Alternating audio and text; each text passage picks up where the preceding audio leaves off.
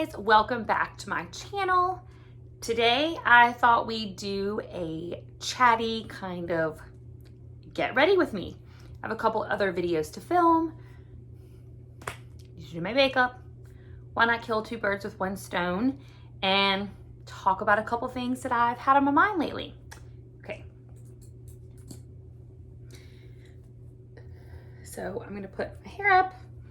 I'll be kind of using the camera as my mirror. So never done one of these before, probably gonna be awkward.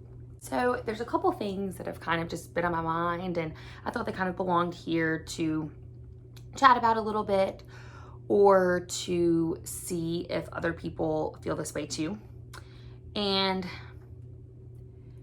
one of those is, if you're a longtime homeschool mom, you probably will understand this. But I feel like homeschool is becoming such a buzzword, such a, like, it's like the popular thing to do now. And it's just really funny. And I have a friend who homeschooled her older kids. She has kids that are in their 30s, I think, or late 20s. And she said that when they were used to do it, they would almost have to hide, and not go out during the day because Child Protective Services would be called on her because her kids weren't in school. And I mean, it was obviously legal, and she lived in the same state that we are in now, and we've always had very relaxed homeschool laws compared to a lot of other places.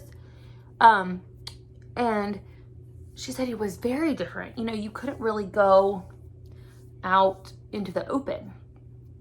And I just kind of find that crazy and kind of hard to believe because we're so lucky to be in the position now where homeschooling is so attainable. And you tell someone you homeschool, and most of the time you're not gonna get any backlash. People are like, oh, that's cool. Especially here where I live, because like I said before, it's pretty popular. The flip side to that though is that now it's like kind of trendy to homeschool your kids. And I think it's cool. I do think it's cool that people are realizing they can homeschool their kids and they can kind of give them a better education than what they may get right now. And now that's debatable and everyone has their own opinions on that. And I don't even want to get into that, but I saw somewhere on Instagram where a mom just said, you know, I don't want my kids to be distracted by wearing a mask at school. And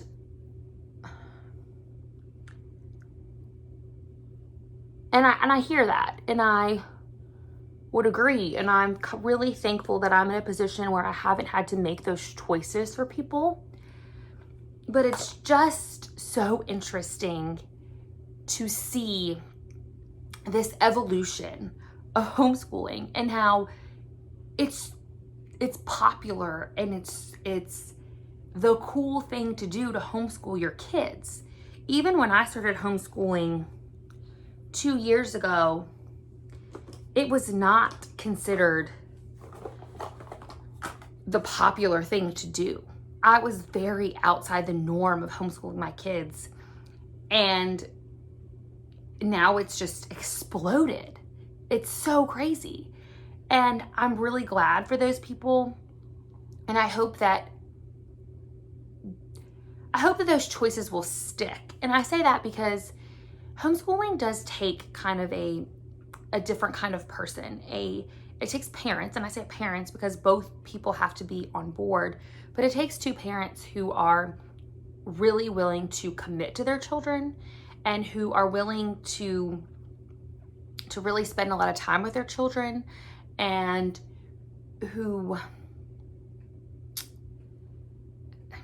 not that other parents don't have those values or have those feelings toward their children, because absolutely they do. 100% they do.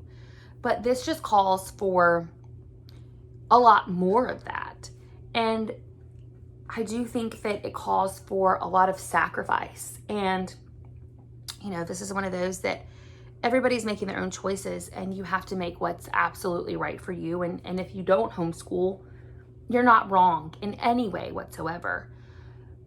But to think that there are people that have had those thoughts is crazy. You know, the where we've come, you know, in 5 years even, that this is such the popular thing to do. You know, and my mother-in-law homeschooled. She had 2 sons, my husband and then his brother, and she homeschooled my husband's older brother for 2 years. And even she has said, you know, the amount of resources and, you know, the books and like all the things that are available were not available to her. But she could have never done what I do back then because it just wasn't available. It just was not there. And it's incredible the amount of parents that are taking charge of their children's education and saying, I'm going to do this, and I'm going to give my child the best that I can, and I'm going to do it myself. I think that's incredible. It really is. And I just hope that people will see the value in it and stick with it. Even those that are doing virtual school, I do think that that is just as valuable and a choice that, you know, for a lot of people is the right choice as well. And I've heard, you know, in my groups, so the local homeschool groups I'm a part of, people kind of bashing people who are in virtual school, saying that's not real school. Well, I think for parents to kind of dip their toes in the water and kind of see what's available out there, I think it's a really good option, because I think it takes a while to get comfortable homeschooling. It takes a while to get comfortable with just doing your own thing. One of the videos I'm going to work on a little later today is what's in my kids' school boxes and the curriculum that they do. And it's a mismatch of stuff. It's totally eclectic because it's what works for the kid at the time. And it's not all, you know, a boxed curriculum. And that's not, whoop.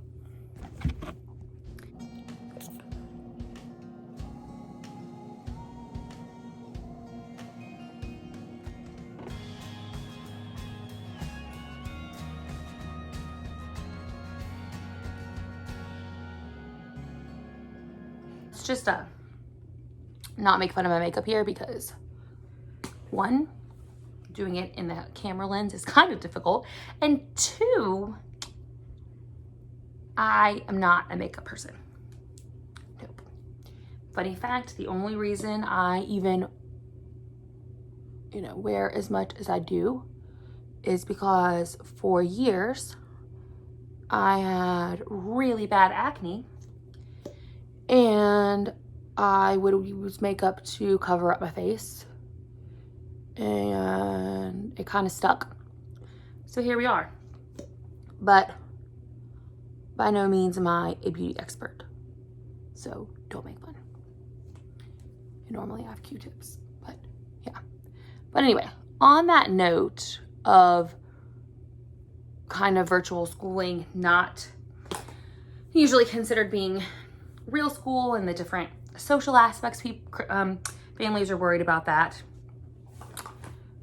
We are sadly, more than likely, not going to return to our co-op. I'm kind of bummed about that. But after talking to a lot of the moms who are in the group with us, it's just not what our kids need this year. You know, this year our kids, they need to see each other and they need to play. And the way that they're going to really get those interactions is not in a classroom. So we have developed our own little field trip group. So kind of as some of those things arise, I may share some of those. I think that they'll be a lot of fun. I really do. We have a couple planned for the next couple weeks. Just some fun places we can go where we can still kind of socially distance, but go with just a few of our friends to some of the fun places in our area and hang out and still learn. Because I think the kids need that, but they need, they all need grace this year. Even our kids that have been homeschooled, this year is very different for them too. And that's something I think people kind of forget is, oh, y'all have been home, y'all already know how to do this. No, it's been really hard for us too, because we're used to seeing our friends. We're used to going places all the time. And, we still have to be careful. And we still will be careful. And, sorry if you don't agree, but I'm a person that kind of believes that we don't have to stay exactly at home. Like, I just don't feel like that's super healthy. And, we don't go out excessively, but we are occasionally leaving our house. And, we're doing a lot of things outside, or going to places that are large enough that we can really distance ourselves as we need to. And of course, wearing masks and all of that stuff. But it is kind of a bummer not to return to our co-op. It is really where we've made a ton of friends, and that's where my homeschool village has come from. And I've gained so many friends and learned from so many, and just my kids have been able to blossom. But unfortunately, it's just not going to return in the same capacity as it once was. And nor do I want it to. And it kind of goes back to I think the reason a lot of people are homeschooling is, do we want the masks and the 6 feet away and all the mandates to take away from that learning? Those are just my thoughts on it. And I think that even if we have to do those things in co-op, it's a choice that I have the choice to make, to do something else with my kids, to let my kids have interactive learning as opposed to learning at a desk where they were before. We're obviously still doing our schoolwork, and we may kind of do some, I've heard people talk about learning pods, and I think those are great. But the freedom of homeschooling is that the learning does not have to take place at a desk, ever. And your social group, you can also go on field trips with them. We're all really looking forward to exploring and learning about some of the really great things in our area that we've never done or haven't had the chance to do in a while because they've been closed, or that we've just never done. And we're really excited about that. So while I'm sad and there will be friends that we won't get to see because they're making other choices, we're still keeping in contact with them. And, we'll all catch back up together, and next year co-op may be something completely different. And, change is good, right? Mix it up, and we'll kind of see what we get next year. I think this year we just have to take it one day at a time, even still. I kind of don't really see the country completely opening back up here in the next several weeks. I just don't see it, unfortunately. And as much as, that's unfortunate, it's just kind of the way it is at the moment. And, I'm not going to get into anything political about why I feel that way. However,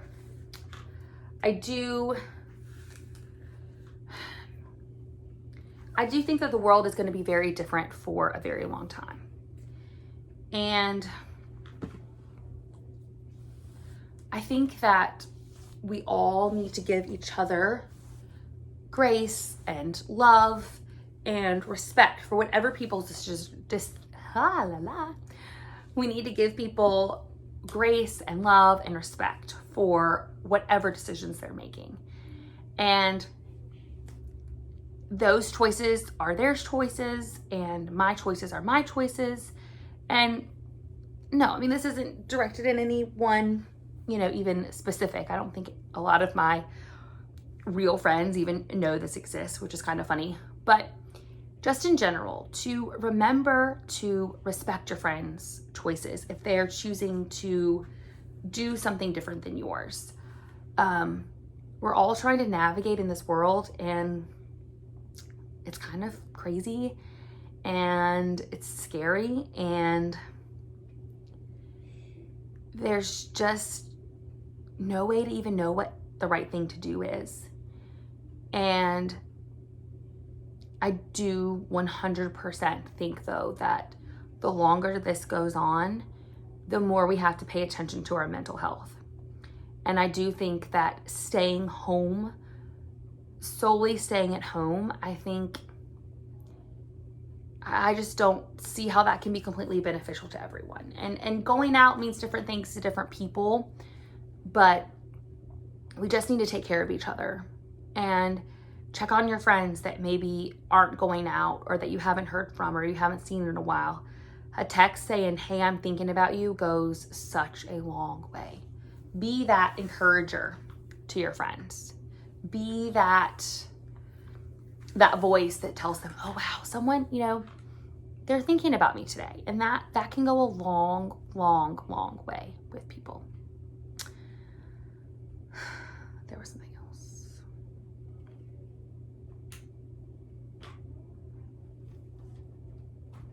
Oh, the other kind of fun thing that I guess belongs here, because it's not going to be a staple here. My boys and I found squirrels in our front yard. We're not exactly sure where they came from. We do have a large tree, but the direction of the tree and how close it is to our roof, it didn't make sense that these squirrels would have fallen from there. But we did have 2 trees that our neighbor cut down, and our house is pretty close to our neighbor's, and we think that possibly they just fell out of the tree when our neighbor's tree was removed. And we walked outside, and there's one at first, little bitty baby squirrel. We, after kind of doing some preliminary research, found out that we should take it in. Still don't know if that was exactly the right choice. We decided to bring the baby squirrel in and made a little home for it. My oldest son researched a lot for us. We got a heating pad for him, made them comfortable. At first we weren't really gonna keep them. But then the next thing I know, I'm at PetSmart getting kitten milk. And anywho, later that day, we're back outside and the kids found another one, another baby squirrel. And we kept those baby squirrels for about 2 days. And unfortunately, today we did have to say goodbye to the baby squirrels. The kids wanted to make a little blog about it, and so I will put that together and let you guys see our short-lived squirrel raising journey, so you can watch that video if you're interested. But they really wanted me to post it just to share. It was a fun experience for us to have together, and it did kind of take our minds off of some of the heaviness going on in the world, and gave us something to look forward to, and gave us a purpose for a couple days. And that's kind of something we didn't approach the squirrel raising as a science lesson, as a homeschool opportunity. It was just something that fell into our laps. And even in those 2 days, I taught our kids about taking care of an animal and getting up in the middle of the night and feeding an animal. My son helped me with that. But also, you know, compassion for a living creature and the science behind a lot of behind animals, and really what happens, you know, as you grow and how your bodies change. And because we learned a lot about just in those 2 days how squirrels develop and how they leave their mothers and what could have possibly happened to these baby squirrels that they ended up pretty much on our doorstep. And it was a good just experience. And that's definitely one of the things homeschooling has taught me, is how to take those experiences and just run with them.